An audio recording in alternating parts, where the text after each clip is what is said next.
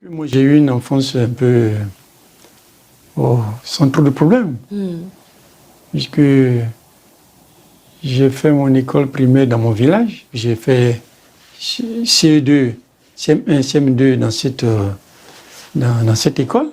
Je suis rentré au séminaire en 6e jusqu'en terminale. Ah oui. Oui. Donc j'ai passé une enfance, je dirais, studieuse, mais en même temps dans la vision de devenir prêtre. Et puis à la fin, malheureusement, je ne suis pas devenu prêtre. Je suis parti après le bac. Oui. Et je suis rentré à l'université.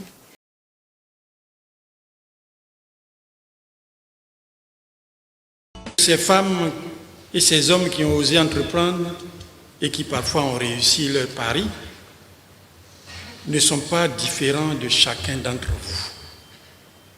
Je ne pense pas que ceux qui ont osé entreprendre soient plus intelligents que vous.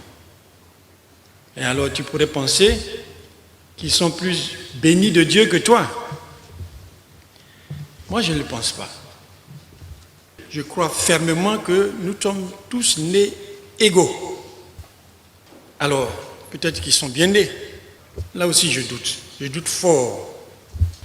Ces hommes et ces femmes qui ont osé faire le grand saut, pour la grande majorité, sont nés comme toi et moi, dans des familles de conditions modestes. D'ailleurs, comment peut-il en être autrement quand on sait qu'en Côte d'Ivoire, il n'y a pas de famille fortunée depuis plusieurs générations. Donc, nous sommes tous égaux, nés tous dans des familles modestes. Et alors, est-ce que c'est parce qu'ils ont plus eu confiance en eux qu'ils ont réussi à réaliser leurs rêves? C'est possible. Je dirais plutôt qu'ils ont eu, à un moment donné, l'audace d'entreprendre. Mais n'allez pas croire que ces hommes et ces femmes qui ont osé entreprendre n'ont pas eu des craintes et même parfois des peurs de se lancer. Ces craintes-là, moi aussi, je les ai eues. Je les ai eues et ces craintes m'ont envahi au moment où j'envisageais de quitter mes fonctions de vice-président de l'Union africaine pour créer ma propre compagnie d'assurance. J'avais tout simplement peur de ne pas y arriver, j'avais peur d'échouer. Mais un jour, j'ai compris que avoir peur de se lancer était un sentiment normal. Je dirais même un sentiment souhaitable. Ce qui n'est pas normal, c'est que cette peur vous empêche d'entreprendre. Car c'est cette crainte qui te permet d'étudier tous les scénarios avec en face les actions à mener pour vaincre chaque obstacle identifié avant de faire le grand saut. Alors tout cela m'a amené parfois à faire des sacrifices. J'ai dû quitter des 2 plateaux pour aller vivre dans mon village là à côté, à Blocos, avec ma famille, mes enfants, qui ne comprenaient pas pourquoi j'allais vivre au village dans les bruits de Blocos. Mais c'est cette peur-là qui vous permet de bâtir des fondations solides et vous préparer à traverser les moments difficiles qui jalonnent le parcours d'un entrepreneur. Ça a été tellement difficile au départ que j'ai envisagé d'abandonner. Bon nombre de mes amis qui m'avaient promis des marchés, tout ça, ils avaient disparu. Et les compagnies d'assurance multinationales de l'époque ne me faisaient pas de cadeaux.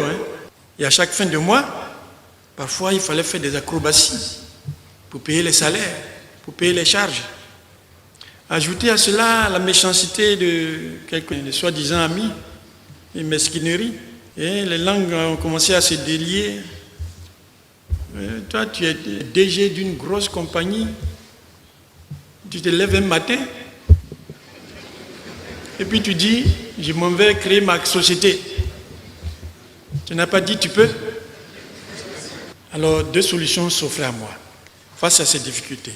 Soit j'abandonnais pour retourner à mon statut de salarié, soit je me battais pour réussir. J'ai refusé la fatalité. Et j'ai continué le combat.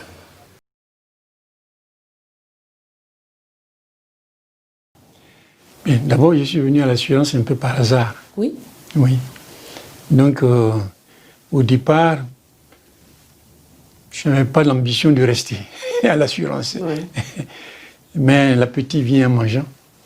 Je me suis pris au jeu. Et très rapidement, 3 ans après mon arrivée, j'ai eu une promotion qui m'a permis de voir d'autres éléments du métier Oui. qui m'ont conforté dans l'idée que c'était un métier très enrichissant. Ça m'a plu. Bon, et il faut savoir que je ne suis pas parti en très bon terme avec mes anciens patrons. Oui. Et ils n'ont pas accepté, en tout cas ils ont accepté très difficilement La concurrence. la concurrence qu'ils ont sentie. Et donc, ils ont essayé. Ils ont essayé de m'empêcher de réussir. Oui. Ils ont essayé des choses. Et ça m'a aidé. Et en même temps, ça m'a aguerri.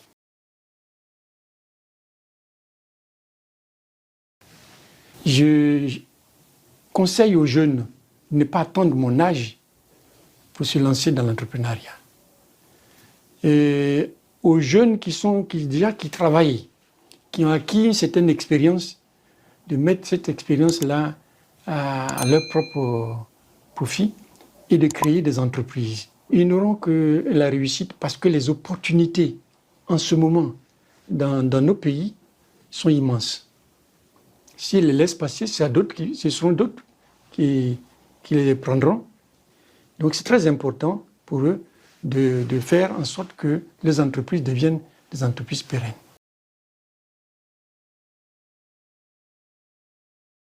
Ces femmes et ces hommes qui ont réussi à construire leur vie en donnant forme à leurs rêves sont donc comme toi et moi.